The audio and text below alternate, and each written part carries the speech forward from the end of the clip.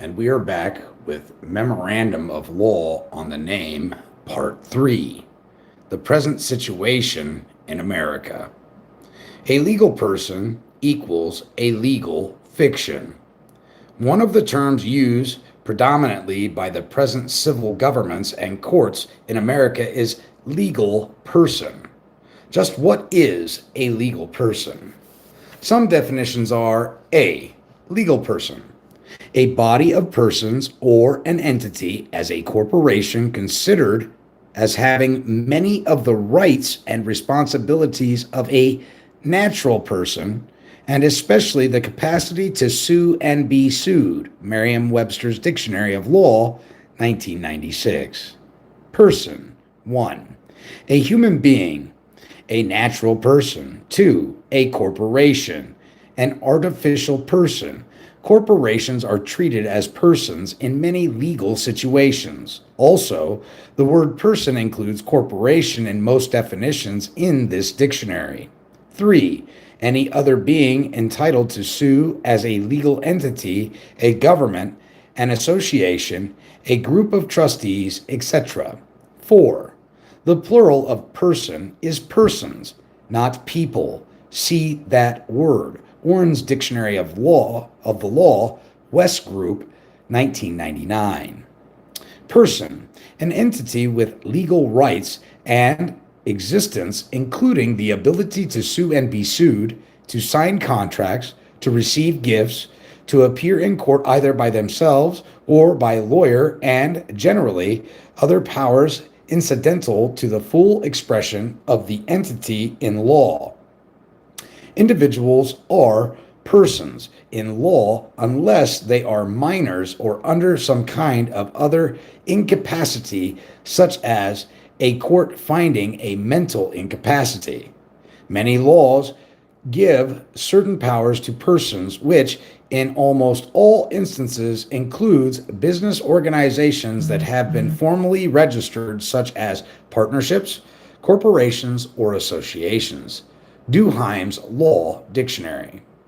Person, noun, person, Latin, persona, said to be compounded of per, through or by, and sonus, sound, a Latin word signifying primarily a mask used by actors on the stage. Webster's 1828 Dictionary.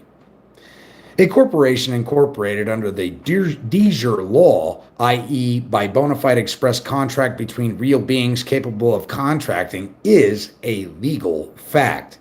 Using the juristic artifice of presumption or assumption, a device known as a legal fiction, implied contract, constructive trust, another entirely separate entity can be created using the name of the bona fide corporate legal fact. The name of the corporation by altering the name of the corporation into some other corrupted format, such as all caps letters or abbreviated words in the name. The corporation exists in law, but has arbitrarily been assigned another name, all capital letters. No such corporation, legal fact, nor any valid law, nor even a valid legal fiction can be created under the law of necessity, i.e., under no law. Likewise, the arbitrary use of a legal fiction artifice of right of presumption, or unwary, uninformed, and usually blindly trusting people can be legitimately exercised under no law. Anything whatsoever done under alleged authority of naked criminal aggression, i.e., law of necessity, can be rendered legitimate.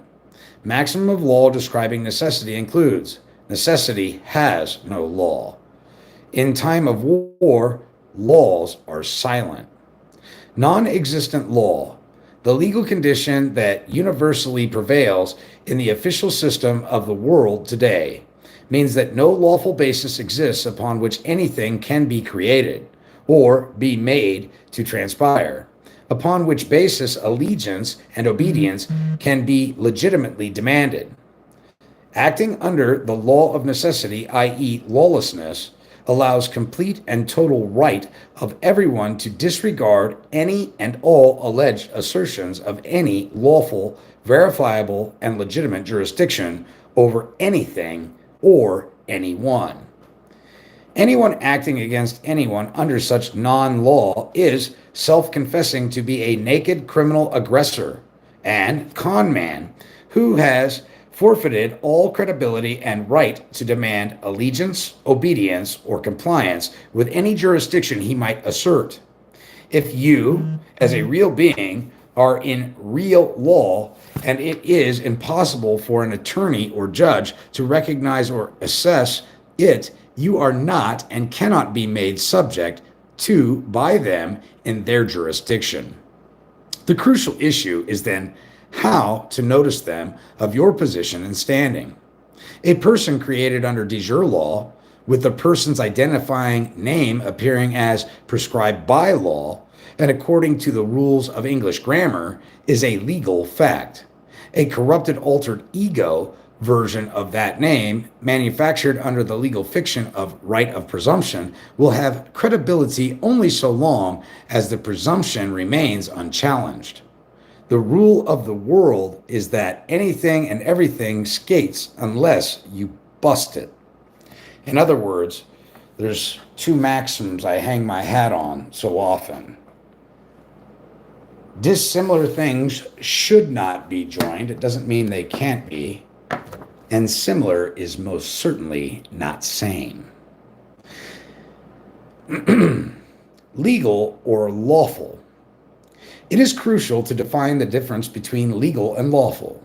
The generic Constitution references genuine law.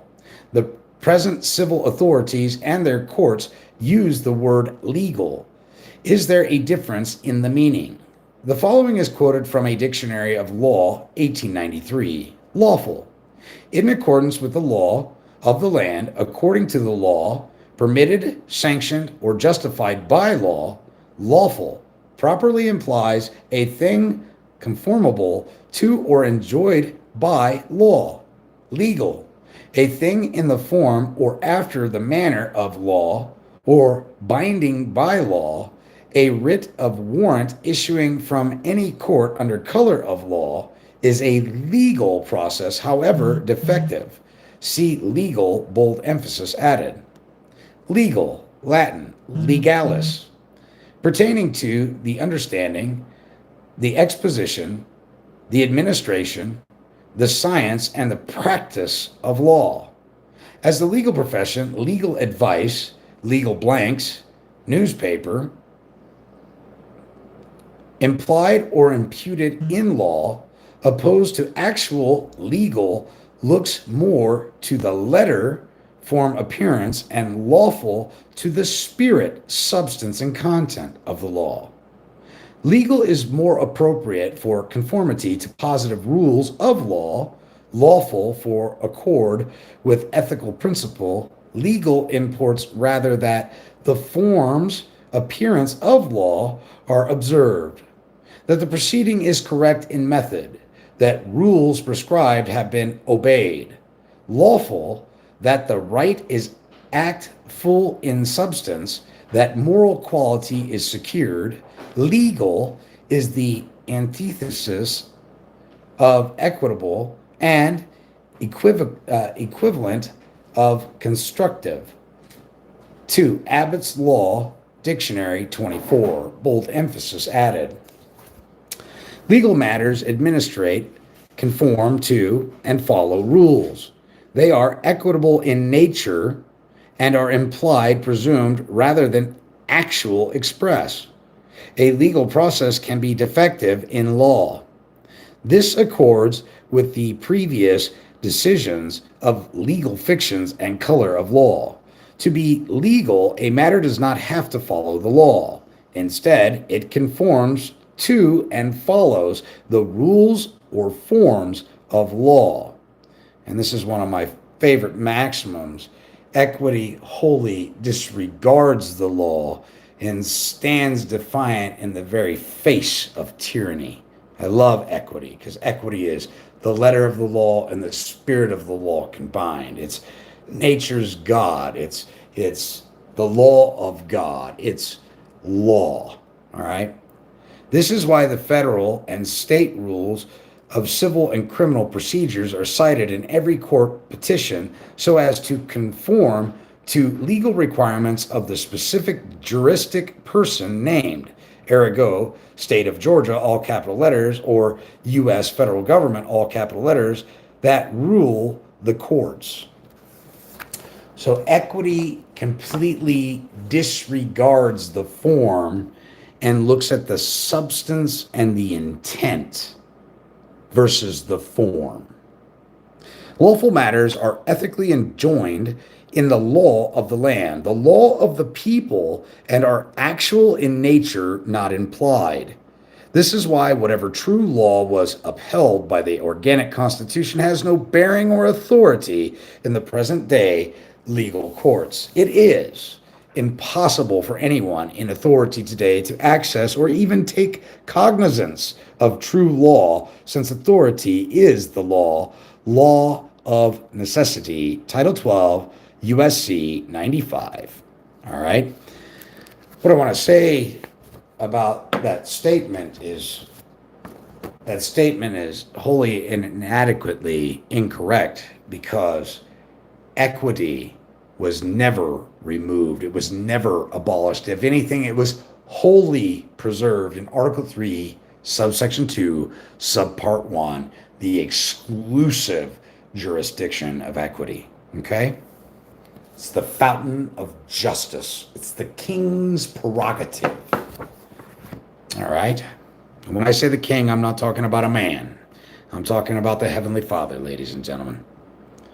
Therefore, it would appear that the meaning of the word legal is color of law, a term which Black's Law Dictionary 5th edition defines as color of law, the appearance or semblance without the substance of legal right, misuse of power possessed by virtue of state law and made possible only because wrongdoer is clothed with authority of state, is action taken under color of law. Black's Law Dictionary, 5th edition, page 241. Executive orders rule the land. The current situation is that legalism has usurped and engulfed the law. The administration of legal rules, codes, and statutes, ordinances now prevail instead of actual law. This takes place on a federal as well as state level. Government administrates what it has created through its own purported laws, which are not lawful but merely legal. They are arbitrary constructs existing only because of the action of the people acting on fictitious, self-created authority, i.e., no authority at all. They are authorized and enforced by legal executive orders. Executive orders are not lawful and never have been. As you read the following, be aware of the words code and administration. Looking at the United States Census 2000 reveals that the legal authority for this census comes from Office of Management and Budget, OMB, approval number 0607-0856. The OMB is a part of the executive office of the President of the United States.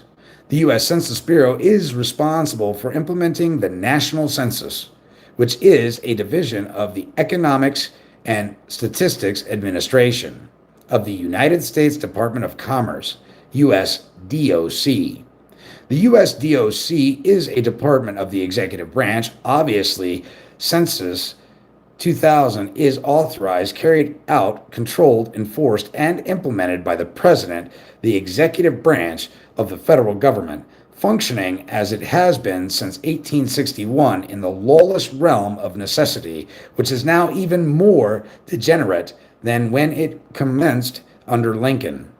In fact, the executive order of the president controls the entire nation through various departments and agencies affecting justice, communications, health, energy, transportation, education, defense, treasury, labor, agriculture, mail, and much more. Through a myriad of executive orders, proclamations, policies, and decisions, every U.S. president since Lincoln has claimed his authority for these executive orders on Article 2, Section 2 of the United States Constitution. The President shall be the Commander-in-Chief of the Army and Navy of the United States and of the militia of the several states, when called into the actual service of the United States. He shall have power, by and with the advice and consent of the Senate, to make treaties, provided 2/3 of the senators present concur, and he shall nominate, and by and with the advice and consent of the Senate shall appoint ambassadors, other public ministers, and counsel judges of the Supreme Court, and all other officers of the United States, whose appointments are not herein otherwise provided for, and which shall be established by law. But the Congress may, by law, vest the appointment of such inferior officers as they think proper in the President alone, in the courts of law, or the heads of departments. In reality, the Congress is completely bypassed.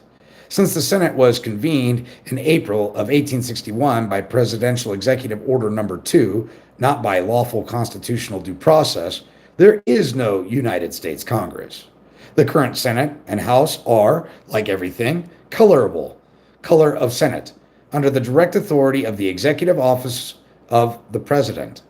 The President legally needs neither the consent nor a vote from the Senate simply because the Senate's legal authority to meet exists only by executive order. Ambassador, public minister, counselor, federal judges, and all officers of the United States, all capital letters, are appointed by and under authority of the executive office of the President.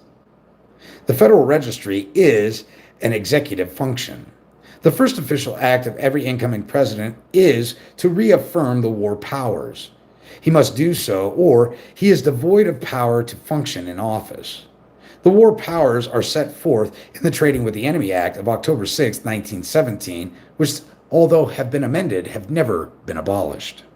And the Amendatory Act of March 9, 1933, which amended the Federal Reserve Banking Act of 1913 that was consummated in 1910 and then shuffled under the rug on a late midnight evening when nobody else was present to vote on the matter.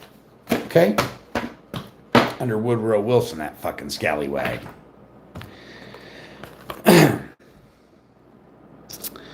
The current Senate and the House are like everything color of Senate under the direct authority of the executive office of the President. The President legally needs neither the consent nor a vote from the Senate simply because the Senate's legal authority to meet exists only by executive order. Ambassadors, public ministers, counsel, federal judges, and all officers of the United States are appointed by and under authority of the executive office of the President. Federal Registry is an executive function. The first official act of every incoming president is to reaffirm the war powers. He must do so, or he is devoid of power to function in office. The war powers are set forth in the Trading with the Enemy Act of October 6, 1917, and the Amendatory Act of March 9, 1933, the Banking Relief Act. In the Mandatory Act, every citizen of the United States was made an enemy of the government, i.e., Federal Reserve, IMF, et al., creditors in bankruptcy who have conquered the country by their great paper money banking swindle. For the past 65 years, every presidential executive order has become purported law simply by its publication in the Federal Register, which is operated by the Office of the Federal Register, OFR. In 1935, the OFR was established by the Federal Register Act. The purported authority for the OFR is found within the United States Code, Title 44, at Chapter 15, subsection 1506, Administrative Committee of the Federal Register, Establishment and Composition, Powers and Duties.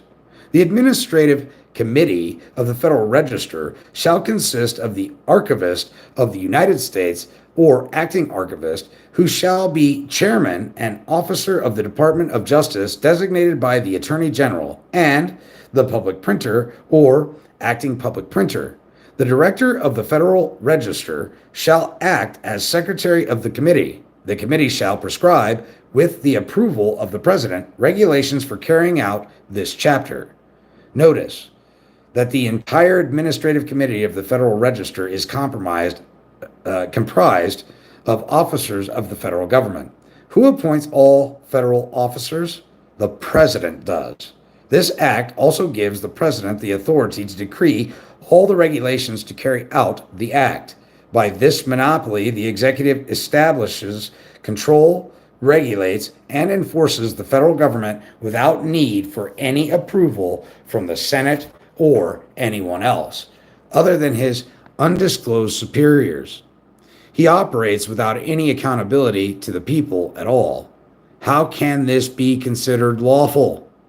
In 1917, President Woodrow Wilson couldn't persuade Congress to agree with his desire to arm United States vessels traveling hostile German waters before the United States entered World War I.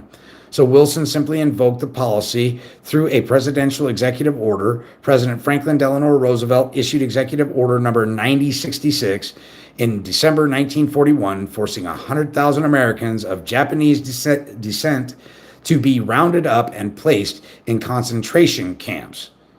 In the modern day, these places are called FEMA camps. They're very real, and you may be visiting one very, very soon.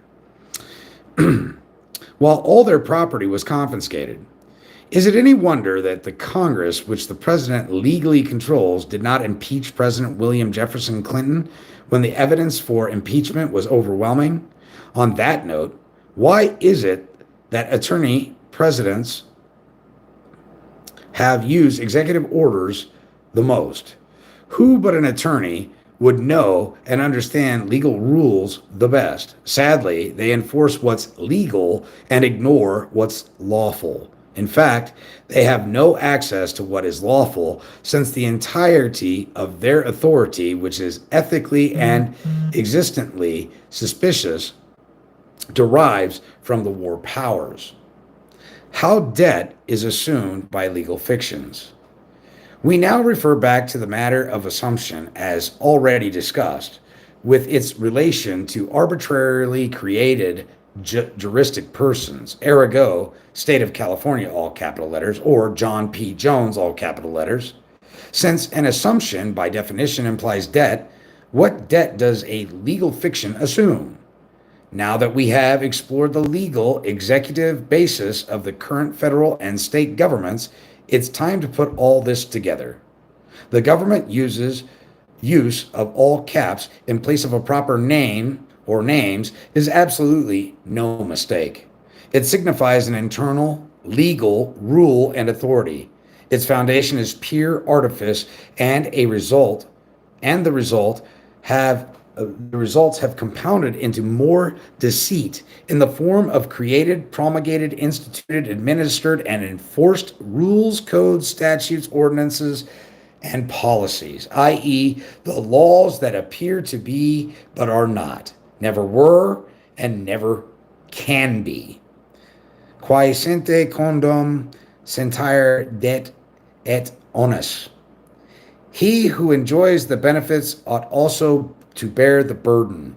He who enjoys the advantage of a right takes the accompanying disadvantage. A privilege is subject to its condition or conditions. Bouvier's Maxims of Law, 1856. The birth certificate. Since the early 1960s, state governments themselves specially created juristic corporate persons, signified by all caps, have issued birth certificates to persons with legal fictions all cap names.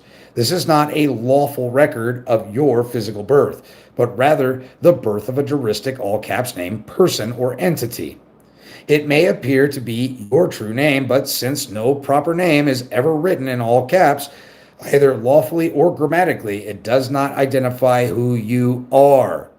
The birth certificate is the government's self-created document of title for its new property, i.e., the deed to the juristic name artificial person whose all caps name mirrors your Christian appellation and true name.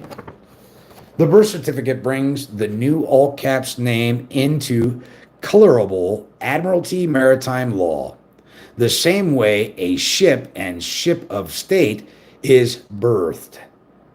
One important area to address before going any further is the governmental use of older data storage from the late 1950s until the early 1980s as a leftover from various teletype-oriented system. Many government data storage methods used all caps for proper names. The IRS was supposedly still complaining about some of their antiquated storage systems as recent as the early 1980s.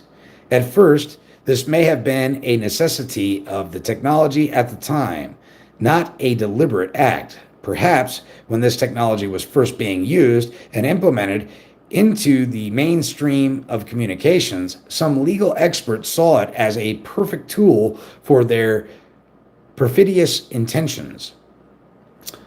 What better excuse could there be? However, since local, state, and federal offices primarily used typewriters during that same time period, and birth certificates and other important documents such as driver's license were produced with typewriters, it's very doubtful that this possesses much of an excuse to explain all caps usage for proper names.